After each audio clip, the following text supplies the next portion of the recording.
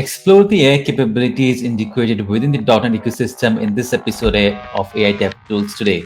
And we have today with us Bruno, who is a cloud advocate at Microsoft. Hi, Bruno, and welcome to the show.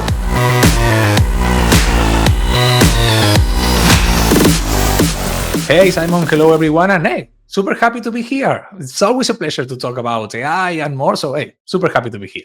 Long story short, we've been thinking a lot how we can help our .NET community, users and more to learn about AI, and we have this main repo, which is called Generative AI for Beginners.net, and it has a lot of sessions, lessons here, where you have an intro to Gen AI, you have how you can setting up the environment, basically core techniques that you can do with an AI, calling functions, doing RAG, a lot of stuff that you can learn here. The whole idea is that you can start here without installing anything. We are going to use GitHub models, which are models, AI models that GitHub provides you for free. So you only need a GitHub account. You can run this in code spaces, so you don't need to install anything. Everything is going to be run in the cloud. So the whole idea is that we set up everything to give everybody the chance to, you can learn generative AI for vision, chat, audio, and more. And then you can also do a lot of different other stuff. So in example, when we talk about techniques, we have here a solution that includes, I don't know, there is probably 30 sample projects here, how you can use local models with AI Foundry, locals model with AI Toolkit, how you can do some agents activities, chat activities, RAG activities, Docker models. There are plenty of things that you can do. But today, I want to show something different that we also add here, because this is still generative AI. But today we are also start to see that people are creating applications using tools like GitHub Copilot, big fan here of Copilot, and people are starting to do this vibe coding, starting to vibe code a lot. By the way, we do that a lot. So when I was thinking what we can do, what can create, we decided to create kind of a standard retro game in the console that it's this little battleship, whatever, can't remember the name. You know probably the game. And the whole idea is that we created this using a very, very big prompt that is here. And remember, this is all in the repo, so you can take a look at the prompt, you can take a look at everything that we have there, the final code and more. So we have here a very big prompt that is going to say, hey, you know what? This is a C# console project. We want to build a modular Flickr game. We are going to have these files. Everything is styled here. We created the prompt using GitHub Copilot. And at the end, what we have is, as we mentioned, we have this game. And the game is kind of nice because yes, you can play the game. So this is the final game. Let me show you a quick overview of how we organize the game here. So we have the main console project, and then we have two others. Which one is to process each one of the frames, and another one is to have a screenshot of the frames. And we have some Aspire for telemetry. Not going to go there right now. And the whole idea is that we have a main game manager, which is the one that controls everything. And then we have entities for the players, like the player, which is going to have a location in the screen, same from the enemy or a bullet and more. Hey, again, this was created using a big prompt. If I run the program, we are going to see here that this is the program up and running. We have the controls, we have 3 game speeds. Let's start in the default one. And I am moving left, moving right. And if I press space, I'm going to start to shoot. So that's kind of nice. This is what we have and what we do. But we also have one of the feature, which is if I press the letter A, and I am going to show you how it works, this right now is going to start to go to the cloud, and it's going to start to play with using AI. And the way that this is working is we are using Microsoft extension for AI, and we are passing each one of the frames to the game, so the game knows is going to know what is happening in the frame, and it's going to take a decision to say, okay, I need to do this, or I need to do that, or I need to move, I need to fire, I need to stop. It's going to happen all that. Right now, it's not working because I haven't connected this to Azure OpenAI. I don't have my cloud models up and running, but we have in the provider section, because we depend on this, we also have the chance of run this using local models. And this becomes interesting. I'm a big fan of Olama. If you follow me online, you probably see that I do a lot of Olama. I like Olama as a developer environment because you have kind of the power of models locally and you can do a lot. If I have to choose the way that I have Olama, and this is Olama, remember that you can install Olama in Windows, Linux, Mac, in all of OS. I like to run Olama in a container because I have kind of more control of the container. I can store, start, stop, and more. And this is my Olama container. And if I open my terminal, I am going to show you here that I have a couple of models installed. So yes, I know I have 20 plus models here. And there are small models, big models, and more. But the whole idea is that I like to have these models locally because once my container is up and running, I can test my games in example like this one because I don't have access to Azure right now, but I can test the game running locally. So if I change here, if I go back here, the way that the game works is we have a provider that basically is an interface, and the interface is going to create a client chat. The client chat will be created using Olama locally, or maybe Azure OpenAI, or if you want to use model from, I don't know, another model for another provider, OpenAI APIs or Anthropic or whatever, you can use them. The extensibility is there. And then when we have the game, what we are going to do is we are going to have a very, very big prompt here. Switch, I don't want to switch my type style. That is going to say, hey, you know what? This is, you need to act as a video game player with a lot of expertise, do this and that, analyze the frame, analyze what is going to happen in the game, and then what we can do is define the next action and explain why are you doing this. And this is in the game what we see at the bottom. We are going to see at the bottom.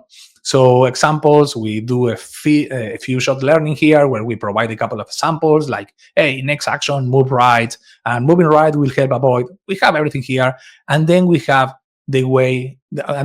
right now basically how we are going to implement this.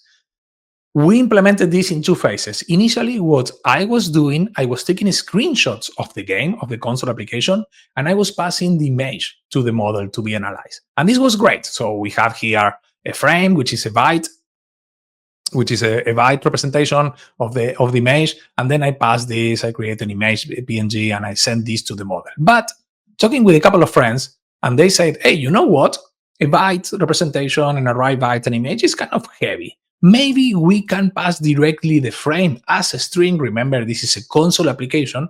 And when we pass the frame as a string, we can have the option to see if the model is going to use this, is going to basically analyze this. So if I start again, and I have here the frame as a string, what we can do is the same. So we are here. We have the start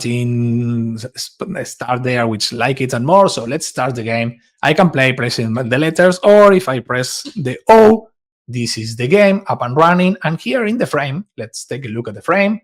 What you can see, this is literally the representation of the game. You can see the main ship in the bottom. You can see the enemies in the top. This is everything that we have in the console. So right now, remove the breakpoint. I am going to keep using the game, keep playing. We are going to see that it's going to take some time because Olama is basically warming up in the back here. Oh, not this one, this one. So we are going to start to see what we see in green in the bottom are the decisions that Olama is taking here to play the game. It's firing, it moved left a little more, and it's working. If I open my task manager, if I go here to see the processes, we are going to see in the bottom that the GPU is working. Don't care about Ethernet and more. This is literally using my local resources to do with the CPU. Right now, it's not playing very well. I think when I was playing with the prompt, I tweaked the prompt a little to be kind of a more defensive. I should probably say, hey, be more aggressive. Try to follow the enemies and kill the enemies. The enemies are these. But this is kind of nice. This is kind of great. This is literally created the game with a big prompt, and then with a couple of other extra prompts, we play this, we switch this to make our game play locally. And yes, it gets stuck in the bottom there. So let me disable this. Let's move this a little by hand and press the Olama model again. So it's running again with Olama at any time. And hey, let me stop it. and we are going to see how the GPU is going to get back to normal. But this is cool. This is nice because, in example, remember, I have a lot of models here. I have JMA models, Llama models, 5 models. I think I'm running with 5.4 right now.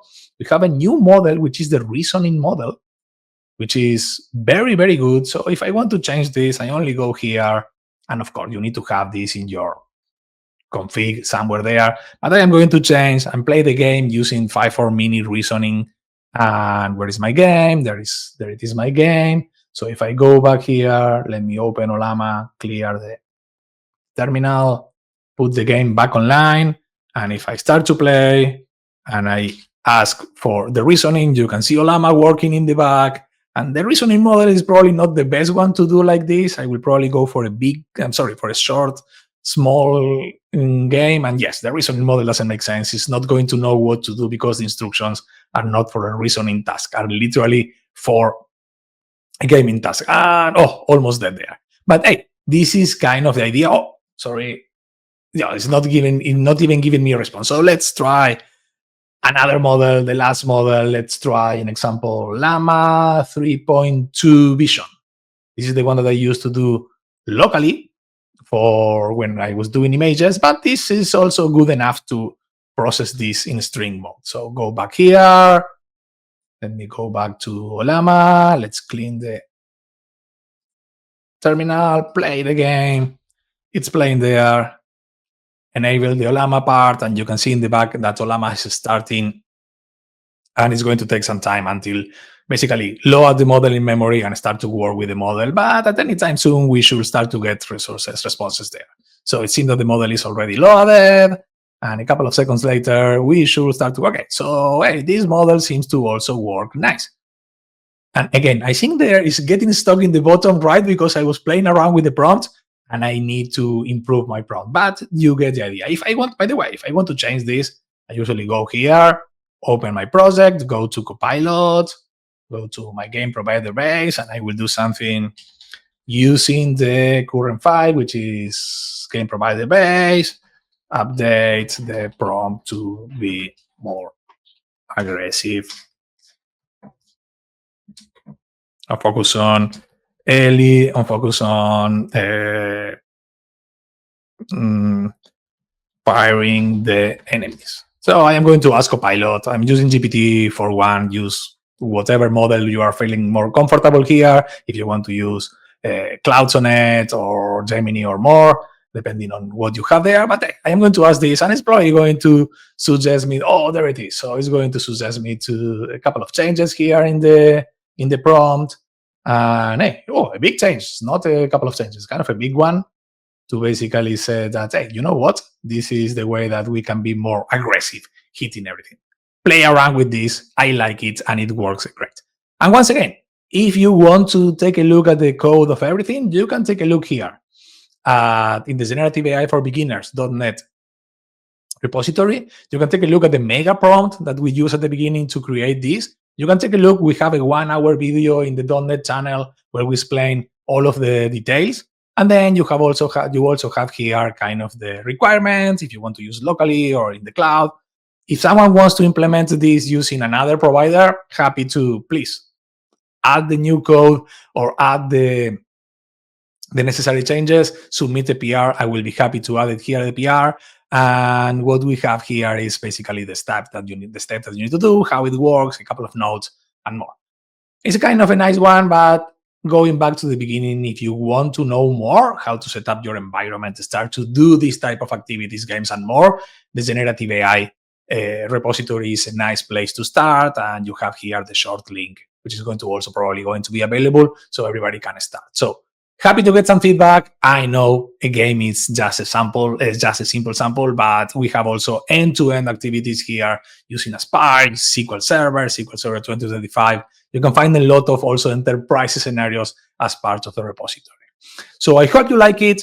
Feel free to contact me if you have any question. And hey, Simon, what do you think about this?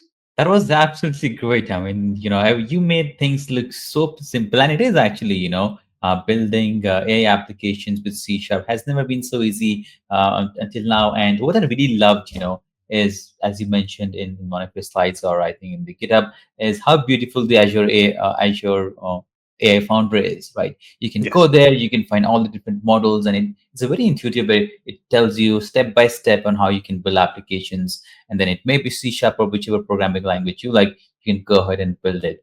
For everyone's watching, you'll find the GitHub link down in the video description. I'll also put Bruno's LinkedIn and Twitter handles in the description. Please feel free to go ahead and reach out to him on everywhere. I think he's active on all the platforms. So thank you so much, Bruno. Any final thing you want to plug in before we wrap up the show? No, no. We are. I am looking for feedback. I am looking all the time to see how we can do better samples, how we can help communities. If you have questions and more, feel free to contact me. I will be happy to try to answer or at least pass the question to the right person. And I'm taking some time to answer. There are a lot of questions and more, but I'm really, really looking forward to see what people are building, how we can help, and how we can do AI.NET, the whole ecosystem, a better one. So, no, that's it for me. And hey, once again, thanks everyone, and thanks Simon for inviting me. Yeah, thanks everyone for watching, and thanks to Bruno, and we'll see you in the next episode of AI DevTools today. Bye bye.